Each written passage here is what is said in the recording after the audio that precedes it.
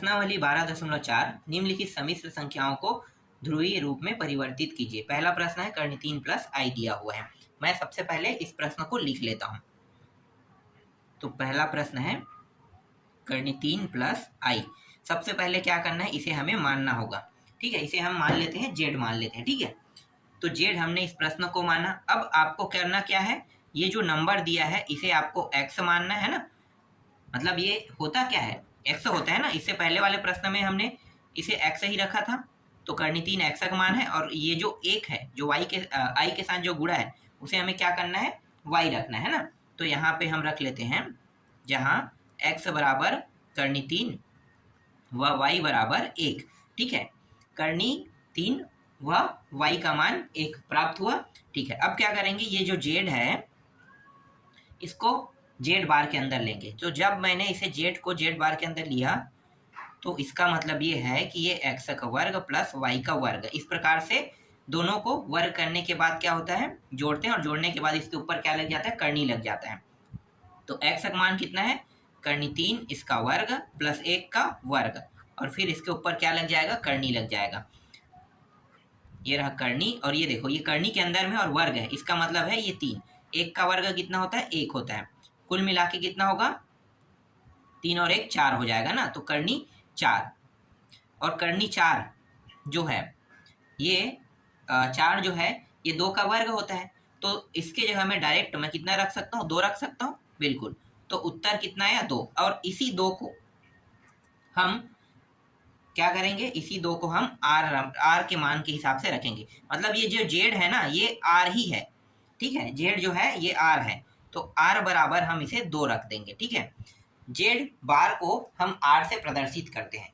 तो ठीक है, अंत में जब उत्तर आ जाएगा ना तो जेड बार के मान को क्या करना है, आपको आर के रूप में लिखना है, इस प्रकार से। ठीक है, तो आर का मान कितना आया, 2 आया। और ध्रुवीय रूप में निरूपित करने के लिए कहा है, तो मैं आपको बता देता हूं। देखो, ध्रुवीय रूप में निरूपित करने के लिए कहा है, तो इसका जो सूत्र है जो लास्ट में हमें उपयोग करना है, आर बराबर कॉस थीटा प्लस आई साइन थीटा। ठीक है, इसका उपयोग करेंगे। तो देखो आर का मान जो प्राप्त हुआ वो इसके लिए है, तो आर निकल गया। अब बचा थीटा का मान, यहाँ भी थीटा का मान है, वही बस बचा है ना। थीटा का मान निकालेंगे, इसके बाद लास्ट में इस पहले समीकरण के हिसाब से जो मैं यहाँ पे नाम रखा हूँ पहला समीकरण, इसमें हम रख देंगे। ठीक है, चलो आगे हल करते हैं। देखो अब ना अगला स्टेप चेंज होने वाला है। अब एल्फा बराबर 10 - 1। देखो यहाँ पे एक सूत्र उपयोग हो रहा है ना, y बराबर y अपान एक्स। इस सूत्र में अब क्या करेंगे, y और x के मान को रख देंगे। तो रखो 10 - 1, y का मान देखना कितना है, 1 है, और x का मान कर्णी 3, तो 1, और ये रहा कर्णी 3, और ये बार के अंदर में है। तो आप लोगों को पता होगा, क्या चीज़ पता है, देखो ये जो ना 10 - 1 है ना, और ये क्या है, 10 के कितने अंश में देखना है, 1 अपान कर्णी 3 में। तो 1 अपान कर्णी 3 जो है इसे हमें देखना है किसमें, त्रिकोणमिति सारणी में। त्रिकोणमिति सारणी में देखो तो ये होता है 30 अंश में होता है। 10 के कितने अंश में होता है, 30 अंश। तो 10 के 30 अंश को हम कैसे लिख सकते हैं, पाई अपान 6 लिख सकते हैं, बिल्कुल। तो यहाँ पे मैं इसे लिख लेता हूँ, पाई अपान 6 लिख लेता हूँ। ठीक है, पाई अपान 6 के रूप में मैंने इसे लिखा। देखो यहाँ पे हमें एक मान प्राप्त हो गया, पाई अपान 6। अब इसे आर्गुमेंट में चेंज करना है ना, आर्गुमेंट में चेंज करना है। अभी भी हम पूरी तरीके से इसे चेंज नहीं किया, तो आर्गुमेंट के रूप में हमें इसे लिखना है। तो यहाँ पे आपको बताना होगा, चूंकि जेड को निरूपित करने वाले बिंदु, ठीक है, एक्स का मान क्या था, कर्णी 3, और वाई का मान 1 है ना, कौन से चतुर्थांश में है, प्रथम चतुर्थांश में है, प्रथम चतुर्थांश में है। देखो अब प्रथम चतुर्थांश के बारे में आपको पता है ना, मैं आपको थोड़ा समझा देता हूँ कैसे पता चलेगा कि प्रथम चतुर्थांश में। देखो ये ग्राफ मैंने बना दिया, ये x है, ये x है, ये y है, और ये y है। अंतर क्या है, x वाला है ये प्लस को दर्शाएगा, ये वाला भी प्लस को y में है ना, ये माइनस को, और नीचे वाला माइनस को दर्शाएगा। ये मान किस में है, प्लस में, दोनों। तो दोनों प्लस में, मतलब ये जो है ये इस तरीके से यहाँ से ये 0 पॉइंट है ना, 0 से ये आगे बढ़ेगा x की ओर, मतलब प्लस की ओर, और ये एक जो है ये प्लस की ओर ऊपर की ओर बढ़ेगा। अगर मैं दोनों को इस तरह से मिलाऊंगा तो ये देखो इस प्रकार से ग्राफ रेखा बनाएगा, बिल्कुल बनाएगा इस प्रकार से। इसका मतलब ये है कि ये प्रथम चतुर्थांश में होगा। समझ में आया? कैसे पता चला मुझे प्रथम चतुर्थांश? इन मानों को मैंने यहाँ पे रख दिया। देखो यहाँ से यहाँ ये प्लस है, यहाँ से यहाँ प्लस है, तो ये दोनों प्लस है तो यहीं पे बनेगा ना। ठीक है, एक मान माइनस होता तो इधर बनता है, या इधर कहीं तो बनता। तो ये प्रथम के बाद द्वितीय चतुर्थांश, तृतीय चतुर्थ, 4 चतुर्थांश है, लेकिन दोनों मान प्लस में है तो प्रथम चतुर्थांश में ही ग्राफ रेखा बनेगा। ठीक है, तो इस प्रकार से हमें पता चल गया कि ये जो बिंदु है कर्ण 3 और 1 प्रथम चतुर्थांश में। समझ में आया? ठीक, आगे हल करते हैं ना। देखो अब क्या करना है, आर्गुमेंट करना है। ठीक है, ARG लिख लो और जेड को लिख लो, और इसी को हम किससे दर्शाते हैं? थीटा से दर्शाते हैं। और ये जो आर्गुमेंट है ये अल्फा का ही मान है। ठीक है, मतलब ये जो अल्फा है, थीटा है और आर्गुमेंट जेड है, ये तीनों एक है, अलग नहीं है। हम डायरेक्ट ना, मैं यहाँ पे आर्गुमेंट बस लिख देता तो अल्फा का मान हम यहाँ पे कैसे यूज कर रहे हैं पता नहीं चलेगा ना। तो मैं आपको बता देता हूँ कि आर्गुमेंट बराबर थीटा, मतलब हमें थीटा का मान निकालना है, सिंपल सा। या हम यहाँ पे रखेंगे क्या, अल्फा के मान को रखेंगे। चलो रख देते हैं। प्रथम चतुर्थांश में कुछ नहीं करना है, डायरेक्ट ये पाई अपान 6 को रख देना है। ये रहा पाई अपान 6। ठीक है, तो यहाँ पे आपको लिख देना है आर्गुमेंट जेड। ठीक है, आर्गुमेंट जेड का मान क्या है, पाई अपान 6। देखो मैंने आपको समझाने के लिए यहाँ पे थीटा और अल्फा का उपयोग किया है। मैं थीटा और अल्फा का उपयोग नहीं करूंगा आगे, सिर्फ आर्गुमेंट जेड का उपयोग करूंगा। ठीक है, तो आर्गुमेंट जेड मतलब ये थीटा का मान है, जहाँ पे थीटा रहेगा ना वहीं पे हमें क्या करना है, पाई अपान 6 का उपयोग करना है। समझ में आ गया? आर्गुमेंट जेड का मान निकल गया। ठीक, इसके बाद यहाँ पे आपको अतः जेड बराबर कर्ण 3 प्लस आई, ये प्रश्न है, का ध्रुवीय रूप है। ठीक है, ध्रुवीय रूप है। तो देखो अतः जेड बराबर कर्ण 3 प्लस आई का ध्रुवीय रूप है। अब ये जो पहला समीकरण है इनका उपयोग करेंगे। पहला समीकरण मैं यहाँ पे ले लेता हूँ, आर फिर कॉस थीटा माइनस आई साइन थीटा, इस तरीके से ना। बस कर रखना क्या है, मानों को रख देना है। आर का मान कितना आया था, 2 आया था, तो आर का मान यहाँ पे मैंने 2 रख दिया। कॉस थीटा का मान देखो कितना रखना है, आर्गुमेंट जेड के मान को हम थीटा के जगह में रखेंगे, तो पाई अपान यहाँ पे 6 आ जाएगा, फिर प्लस आई, फिर साइन थीटा के जगह में यहाँ भी पाई अपान 6। और यही क्या है, इस प्रश्न का उत्तर है। समझ में आया? देखो हर चतुर्थांश का एक नियम है। अब मैं आपको नियम बता देता हूँ, जो डाउट होगा ना वो चतुर्थांश वाले टॉपिक में होगा। तो देखो जब प्रथम चतुर्थांश होगा ना, तो प्रथम चतुर्थांश में ये मान डायरेक्ट आपको लेना है। ठीक है, कोई भी चेंजेस नहीं होगा। अब द्वितीय चतुर्थांश अगर यही कह देता, समझना ना, मैं आपको थोड़ा समझाना चाहता हूँ यहाँ पे।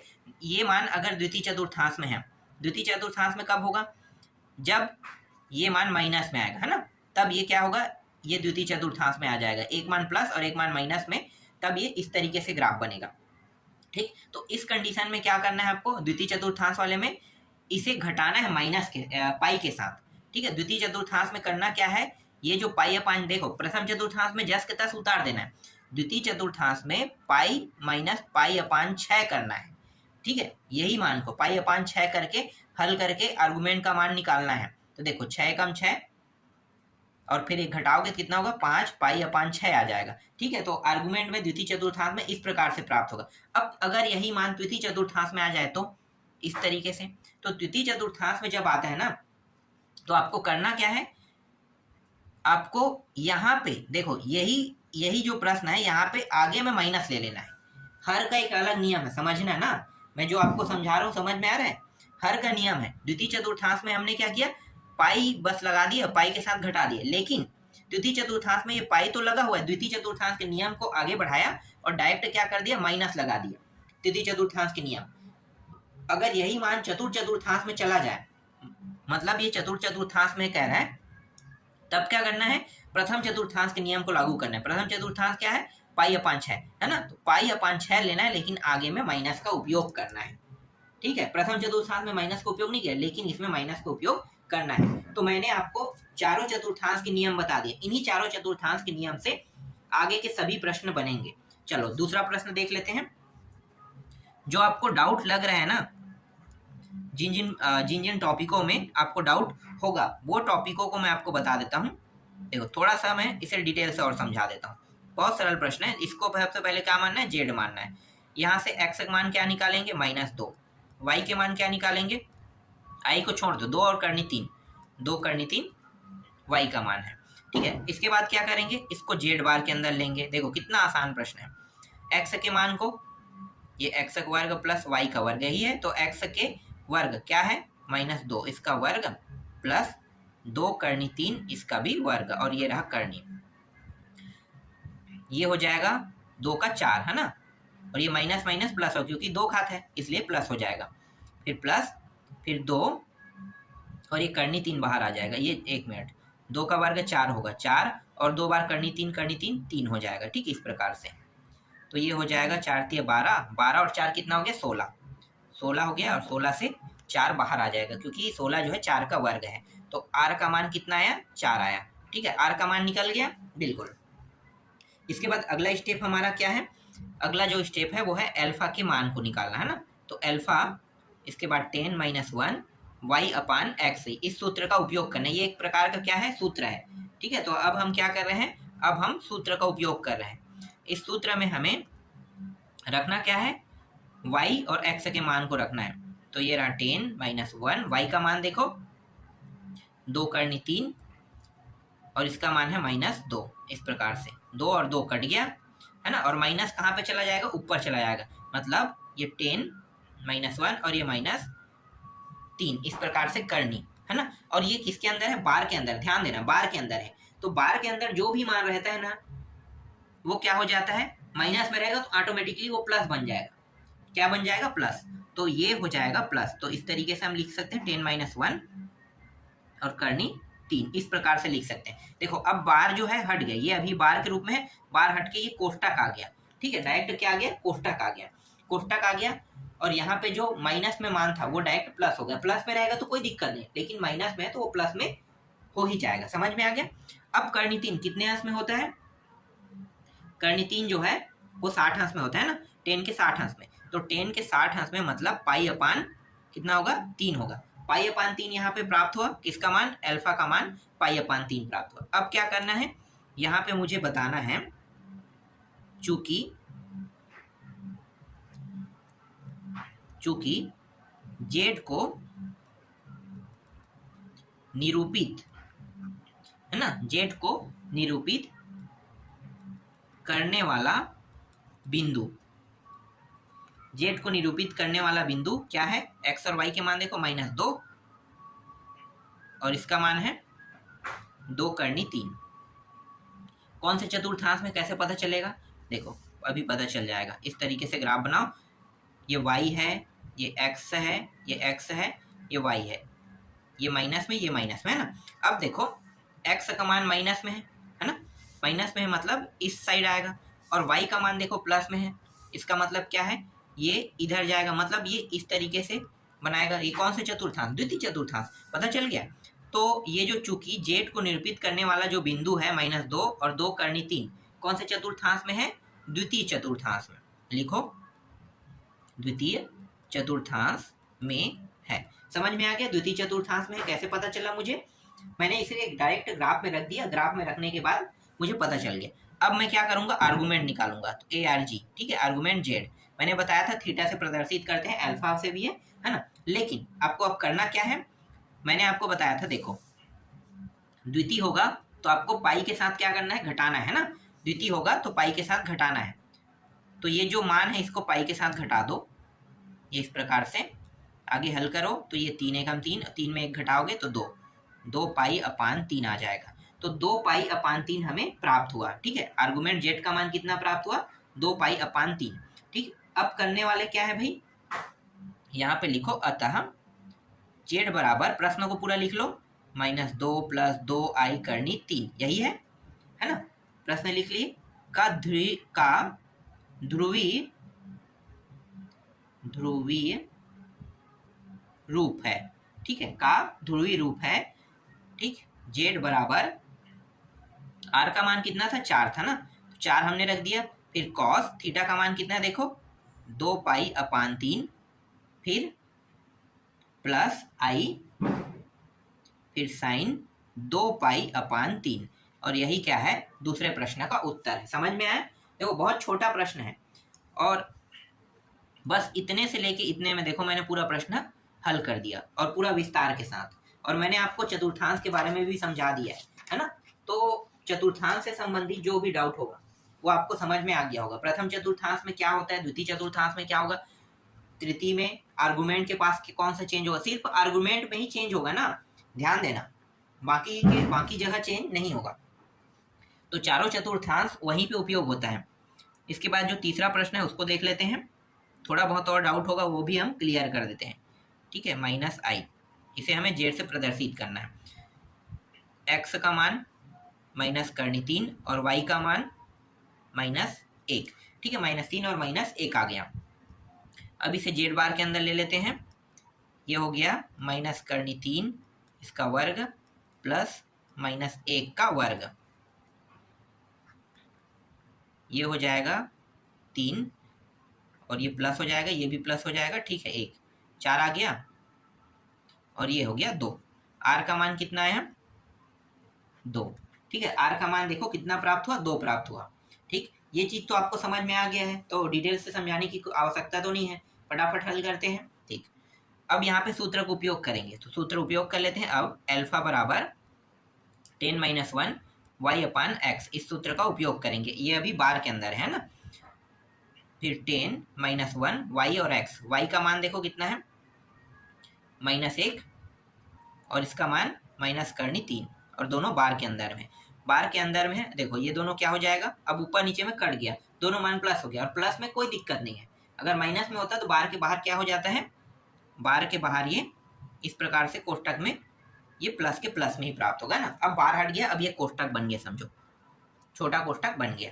अब ये 1/3, 10 के कितने अंश में होता है, 60 अंश में, 30 अंश में ना, 30 अंश मतलब π/6, तो π/6 में आ गया। ठीक, अब चतुर्थांश को हमें बताना है ना, प्रदर्शित किसको करना है, चतुर्थांश को। तो यहाँ पे मैं लिख लेता हूँ,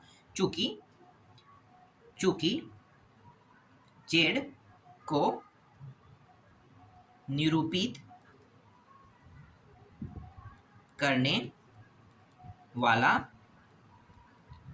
बिंदु है ना, चूंकि जेड को निरूपित करने वाला बिंदु, और x और y के मान क्या थे, तो x का मान -3 और y का मान -1 है ना। कौन से चतुर्थांश में, अगर दोनों मान माइनस में हो तो देखो ये यहाँ पे आएगा, ये x के माइनस है, ये y के माइनस है ना, तो ये इधर चल रहा है और एक इधर चल रहा है, दोनों को यहाँ पे, तो ये कौन सा चतुर्थांश हो गया, तृतीय, ये तृतीय चतुर्थांश है।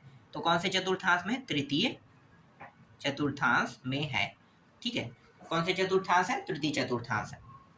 अब तृतीय चतुर्थांश में होगा तो आर्गुमेंट जब निकालोगे, तो मैंने क्या बताया था, मैंने आपको बताया था कि पाई माइनस क्या करना है, आपको घटाना है π/6 और आगे में माइनस लगा देना है।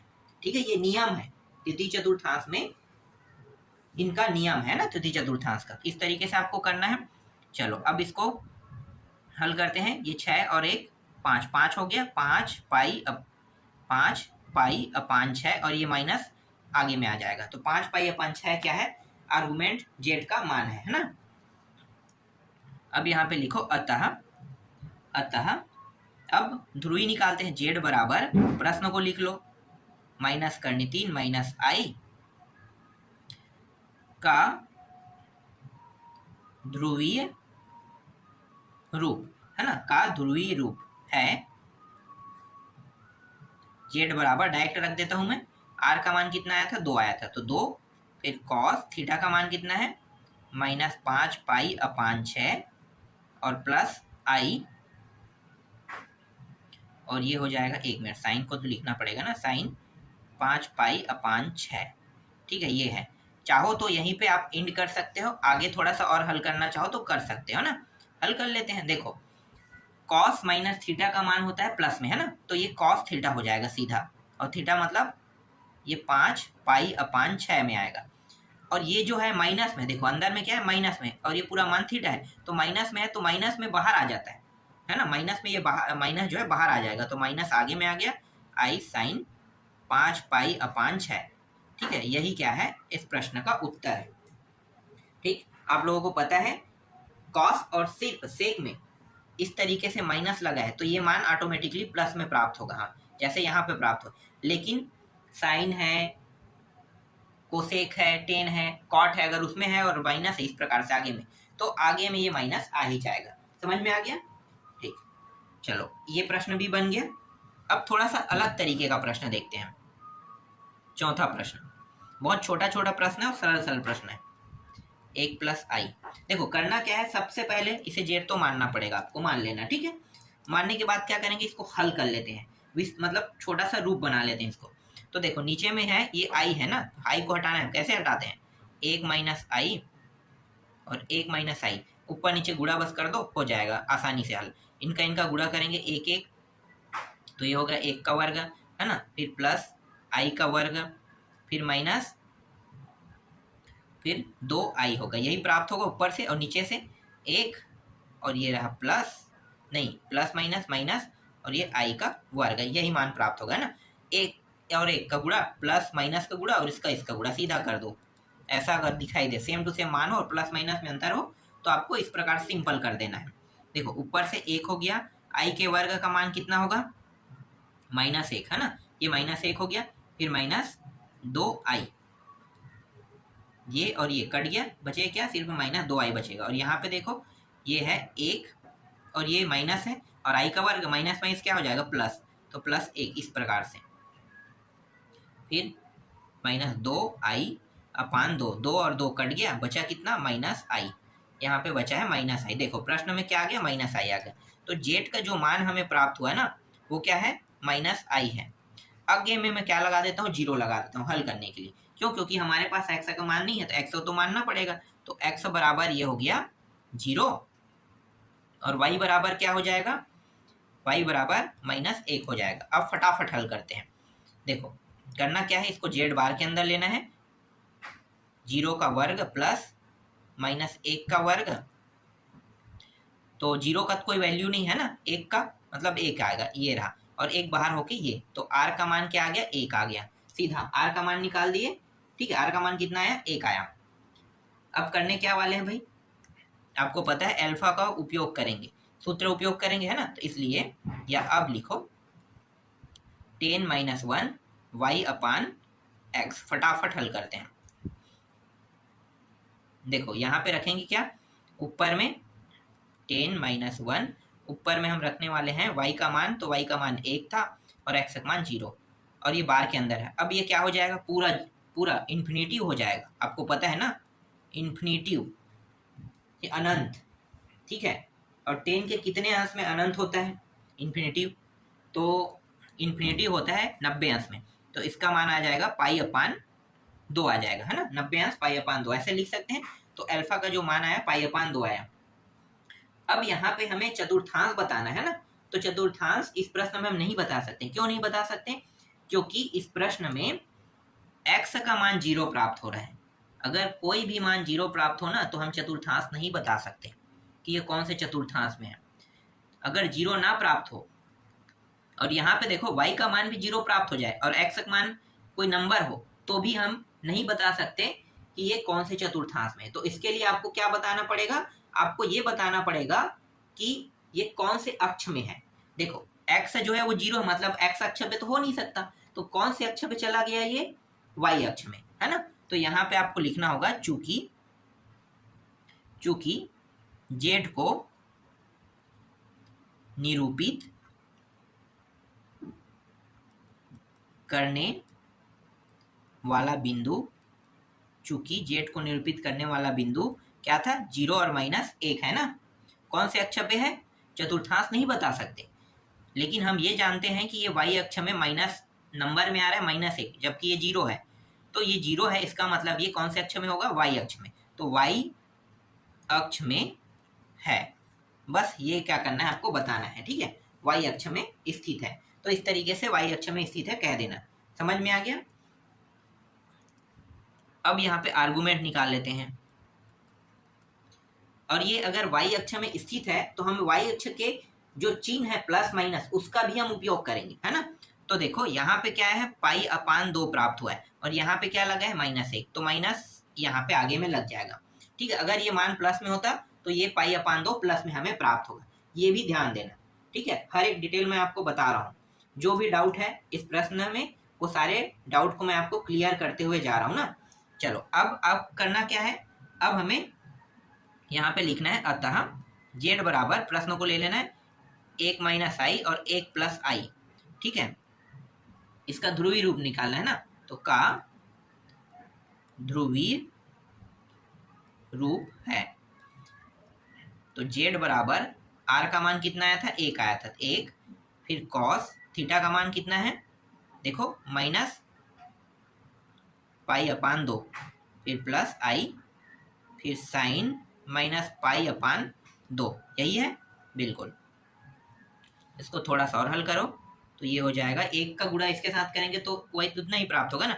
और देखो यहाँ पे माइनस है तो मैंने क्या बताया था, ये प्लस में प्राप्त होगा, और यहाँ पे माइनस है तो ये आगे में आ जाएगा, और इसके बाद आई साइन पाई अपान 2, और यही क्या है, इस प्रश्न का उत्तर है। इस तरीके से चौथा प्रश्न भी बन गया। अब देखते हैं पांचवा प्रश्न।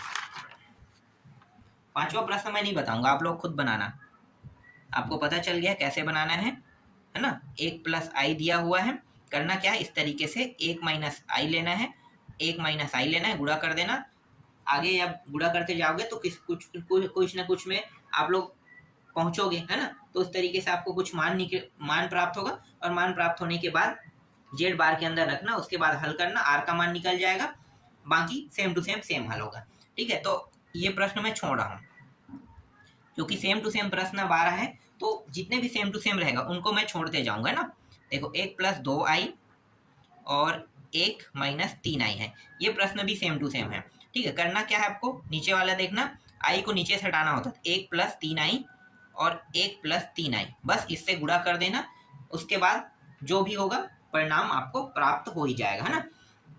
ये प्रश्न भी छोड़ देते हैं। चलो अगला देखते हैं, सातवां प्रश्न। सातवां प्रश्न अगर कठिन होगा तो बताऊंगा। देखो सातवां प्रश्न कुछ अलग तरीके से है।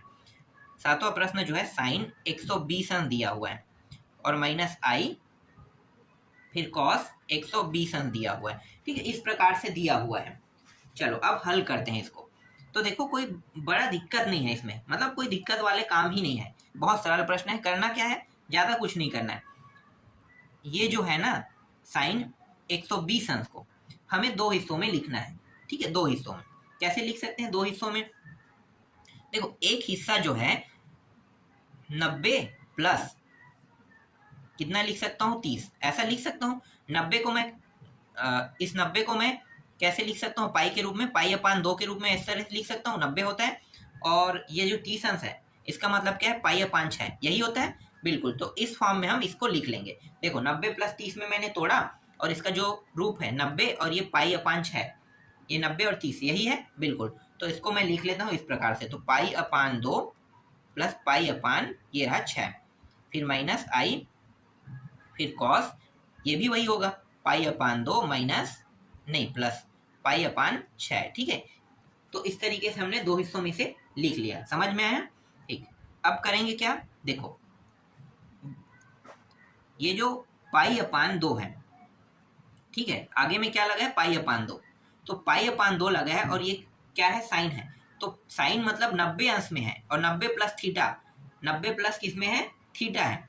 तो ये अपना रूप किस में चेंज कर देगा, कॉस में, आपको पता है ना कॉस। और ये थीटा का मान क्या है, पाई अपान 6, पीछे वाले को हम थीटा के मान के रूप में दर्शाते हैं, तो पाई अपान 6, ठीक है। और ये द्वितीय चतुर्थांश में था, और साइन के मान प्लस के प्लस में प्राप्त होता है, आपको पता है ना। इसके बाद यहाँ पे जो मान है, यहाँ पे क्या है, माइनस में दिया हुआ है, ठीक, और ये आई है, और ये द्वितीय चतुर्थांश में ये भी है। तो द्वितीय चतुर्थांश में सिर्फ साइन और कोसेक का मान प्लस में होता है, कॉस का नहीं होता है। कॉस का किस में होगा, माइनस में। तो माइनस पहले से, और ये माइनस में होगा, तो माइनस माइनस क्या होगा, प्लस, और ये किस रूप में चेंज हो जाएगा, साइन के। ये रहा साइन और ये रहा पाई अपान 6, ठीक है, ये पाई अपान 6, इस तरीके से ये रूप जो है वो चेंज हो गया। और यही क्या है, इस प्रश्न का उत्तर है। देखो ज्यादा कुछ नहीं है, बस 2-3 स्टेप में मैंने इसे कंप्लीट कर दिया, ठीक। अगर यहाँ पे कहा जाए आर्गुमेंट क्या है, तो आर्गुमेंट क्या है, देखो पाई अपान 6 आर्गुमेंट है, सीधा आप बता सकते हो। चलो यहाँ पे मैं लिख देता हूँ ARG आर्गुमेंट जेड बराबर पाई अपान 6, ठीक है। उत्तर हमें यही लाना था, तो इस तरीके से देखो दोनों मैंने बता दिया, समझ में आया। अब देखो अगला प्रश्न, 8वां प्रश्न। इसको भी आपको खुद बनाना है। इसमें आई बस दिया हुआ था और मैंने माइनस आई वाला आपको बताया है, तो आई दिया है और मैंने माइनस आई का बता दिया है, तो बनाने में कोई दिक्कत तो होगा नहीं, है ना, सेम टू सेम बनेगा, तो इसको छोड़ देते हैं। फिर 9वां प्रश्न, 9वां भी आपसे बन जाएगा। देखो एक प्लस आई दिया है, बस इतना ही दिया हुआ है, तो एक प्लस आई वाला भी बन जाएगा। 1 2 3, अगर तीनों प्रश्नों को समझ गए होंगे, है ना, लगातार मैंने बताया है, अगर वो आपको समझ में आ गया तो ये प्रश्न आपसे बन जाएगा। तो ऐसे प्रश्न जो सरल है उसको मैं अब छोड़ते जा रहा हूँ, ठीक है। 10वां भी देखो आसानी से बन जाएगा, ये प्रश्न में दोनों माइनस माइनस में ये भी आपसे बन जाएगा, तो इसको भी मैं छोड़ देता हूँ, ठीक है। 11वां देखते हैं, 1 माइनस आई, ये भी बन जाएगा, आसान है, बस आपको मेरे नियम का पालन करना है ना। और एक चीज मैं आपको अच्छे विस्तार से बता देता हूँ, ठीक है। देखो ग्राफ के माध्यम से मैं बता देता हूँ। प्रथम चतुर्थांश में अगर कोई मान है, ठीक है, प्रथम चतुर्थांश में अगर कोई मान प्राप्त होता है, ठीक है, तो आर्गुमेंट ARG जेड का मान क्या होगा, जो आप अल्फा के मान प्राप्त करोगे उसी को लिखना है, ठीक है। जैसे कि अल्फा का मान कितना प्राप्त हो गया, देखो मैं यहाँ पे बगल पे बता देता हूँ, पाई/2 प्राप्त हुआ, तो डायरेक्ट आपको क्या करना है, पाई/2 लिख देना है, कुछ नहीं करना है, सीधा आर्गुमेंट जेड का मान पाई/2, ठीक है। अब इसमें क्या होगा, अगर द्वितीय चतुर्थांश है तो आर्गुमेंट, है ना, आर्गुमेंट जेड का मान क्या होगा, आपको पता है कि जो अल्फा का मान प्राप्त होगा उसको किसके साथ घटाना है, पाई के साथ घटा देना है, इस तरीके से, है ना, पाई माइनस पाई/2 करना है, ठीक है। समझ में आ रहा है मैं जो बता रहा हूँ। अगर ये तृतीय चतुर्थांश में है तो आर्गुमेंट जेड का जो मान प्राप्त होगा, ठीक है, उसमें आपको करना क्या है, पाई माइनस पाई/2 करना है, इसे कोष्टक के अंदर लेना है और आगे में माइनस लगाना है, ठीक है, ये नियम पालन करना है। समझ में आ गया। देखो अल्फा का मान पाई/2 है, पाई रहेगा, ये आगे माइनस आ जाएगा, बस इसको इसके साथ घटाना है और ये नियम लगाना है। अगर ये चतुर्थ चतुर्थांश में चला गया, ठीक है, चतुर्थ चतुर्थांश में चला गया, तो ARG आर्गुमेंट का नियम क्या है, आर्गुमेंट का नियम है ये जो मान है पाई/2 को लेना है और आगे में बस माइनस का उपयोग करना है, बस इतना ही आपको करना है। तो देखो आर्गुमेंट का मान किस तरीके से प्राप्त करना है और कैसे निकाला जाता है ये भी मैंने बता दिया। ये नियम अगर पालन करते हो जो मैं अभी आपको बता रहा हूँ तो गारंटी आसानी से प्रश्न बन जाएगा। चलो अब अगला प्रश्न देखो, 12वां प्रश्न, ये प्रश्न भी आपसे बन जाएगा, मैं छोड़ रहा हूँ। देखो अगर कठिन होता है तो मैं बताता, सरल है तो कोई मतलब नहीं बताने का ना। तो एक है 1 प्लस आई दिया हुआ है, ठीक है, ये प्रश्न भी बन जाएगा। इसके बाद 12वां के बाद 13वां प्रश्न, 13वां प्रश्न 1 प्लस आई और ये करनी 3 दिया हुआ, ये भी बन जाएगा, सरल है, कठिन तो मुझे लग ही नहीं रहा है, ठीक है, ये प्रश्न भी बन जाएगा। चलो अब प्रश्न क्रमांक 2 देख लेते हैं। इसमें प्रश्न बहुत सारे थे, हो सकता था सभी प्रश्न देखने में जरूर कठिन लगे, है ना, लेकिन कठिन नहीं है। बस आपको मेरे नियम और जो मैंने बताया आपको, जो नियम कानून बताया है, बस उसका आपको पालन करना है। जैसे ही आप उन सभी का पालन करोगे और इसको ध्यान देना, बस ये सबसे महत्वपूर्ण है, क्योंकि आपको पता है आप आर का मान निकाल सकते हैं, है ना, आप अल्फा का मान निकाल सकते हैं, आर्गुमेंट में प्रथम द्वितीय तृतीय चतुर्थांश भी बता सकते हैं, लेकिन आर्गुमेंट में किस तरीके से उसे जोड़ना है, घटाना है, किसके साथ क्या करना है, ये नियम ही लागू होगा, ठीक है। उसके बाद आप ध्रुवीय रूप आसानी से निकाल सकते हैं। तो चलो आगे हल करते हैं दूसरा प्रश्न।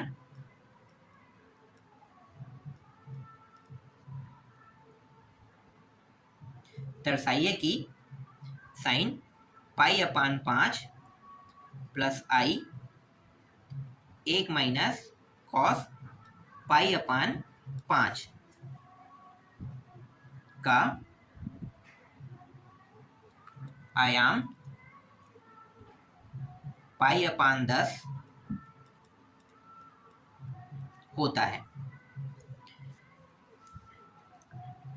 ठीक है। इस प्रश्न को पहले लिख लेते हैं, जेड बराबर, इसको जेड मानेंगे, साइन पाई/5 प्लस आई 1 माइनस कॉस पाई/5, ठीक है, इस तरीके से। अब क्या करेंगे, डायरेक्ट ना आर्गुमेंट ले लेते हैं, ARG जेड, ठीक है, आर्गुमेंट ले लेते हैं। आर्गुमेंट में क्या करेंगे, देखो 1 मिनट मैं आपको यहाँ पे बता देता हूँ। ये आपका क्या है, x है और ये क्या है, y है। आपको पता है ना x और y है, यहाँ पे आर का मान निकालने की आवश्यकता नहीं है, आर हम निकालेंगे नहीं इस प्रश्न में। ठीक है, क्या करेंगे, डायरेक्ट हम यहाँ पे आयाम बस बताना है ना, कुछ नहीं करना है, तो हमें बस x और y का उपयोग करना है। तो आपको पता है सूत्र 10-1 क्या होता है, y और x यही होता है, बिल्कुल इस सूत्र में बस रखते जाएंगे हम। देखो 10-1 y का मान क्या है, 1 माइनस कॉस पाई अपान 5, ठीक है, और x का मान क्या है, साइन पाई अपान 5 दिया हुआ है। बस मानों को रखते जाएंगे। 1 माइनस कॉस पाई अपान 5, ठीक है, इसको मैं और कैसे लिख सकता हूँ, 10-1, इसको मैं लिख सकता हूँ 2 साइन स्क्वायर पाई अपान 10, ऐसा मैं लिख सकता हूँ। ठीक है, और ये नीचे वाला जो है वो 2 साइन पाई अपान 10 और कॉस पाई अपान 10 कैसे होगा, मैं आपको थोड़ा सा डिटेल बता देता हूँ। देखो समझाते हैं, आपको पता होगा है ना, 1 माइनस कॉस 2 थीटा, आप लोगों को ये पता है 2 थीटा वाला नियम, और इसके बराबर होगा साइन स्क्वायर थीटा होता है ना। लेकिन देखो यहाँ पे क्या है, 1 माइनस कॉस पाई अपान थीटा दिया है। चलो इसको अभी छोड़ो, इसको समझो कैसे हुआ होगा, ये आया होगा है ना, ये वाला मान। देखो यहाँ से अगर मैं 2 हटा देता हूँ तो इसके आगे में 2 लग जाएगा सीधा, तो 1 माइनस कॉस और थीटा के हम क्या है, पाई अपान 5 दिया हुआ है। ठीक है, ये यहाँ पे 2, फिर साइन स्क्वायर थीटा के हम क्या है, पाई अपान कितना दिया हुआ है, 5 दिया हुआ है। ठीक है, इस प्रकार से पाई अपान 5। और एक चीज, हाँ यहाँ पे एक चीज मैं भूल गया था, 2 यहाँ पे आगे में 2 आ जाएगा और यहाँ भी 2 आ जाएगा। एक मिनट 2 यहाँ पे क्यों आएगा, यहाँ पे 2 आया है तो नीचे में 2 जाएगा। ठीक है, ये गुणा 2 हो जाएगा इस प्रकार से। ठीक, तो ये हो जाएगा कुछ इस प्रकार से होगा। तो ये जो है ये 2 साइन स्क्वायर पाई और 5 दूनी कितना हो गया, 10। तो देखो यहाँ पे जो मान आया है ना नीचे में, वो कुछ इस प्रकार से आया है ना, हमने ये सूत्र का उपयोग किया है। तो आपको समझ में आ गया, सेम वैसा ही ये भी प्राप्त हुआ है। ठीक है, तो मैं ज्यादा लंबा चौड़ा इसमें भाषण नहीं दूंगा, क्योंकि इससे संबंधित हमने कई प्रश्न देखा इससे पीछे में ना, तो आपको पता है। चलो आगे बढ़ते हैं, फिर 10-1, देखो जो कटा है उसको कटा देते हैं, 2 कट गया, 2 कट गया, कटा दो, ये वर्ग और ये कट गया, बचा क्या, साइन और कॉस बचा है ना। तो यहाँ पे बचेगा 10 पाई अपान 10 बच जाएगा। ठीक है, 10 भी कट जाएगा, तो 10 कट के बचेगा क्या, सिर्फ पाई अपान 10 मतलब 10। ठीक है, और यही क्या है, इस प्रश्न का उत्तर है। तो ये प्रश्न जो है पाई अपान 10 हमें सिद्ध करके लाना था। देख लो, पाई अपान 10 होता है, आयाम कह रहे हैं है ना, सिद्ध करके लाना, सिद्ध हुआ पाई अपान 10, यही क्या है, इस प्रश्न का अंतिम उत्तर है ना। तो इस तरीके से ये पूरा प्रश्नावली कंप्लीट हो गया। इसके बाद अगले प्रश्नावली को देखेंगे।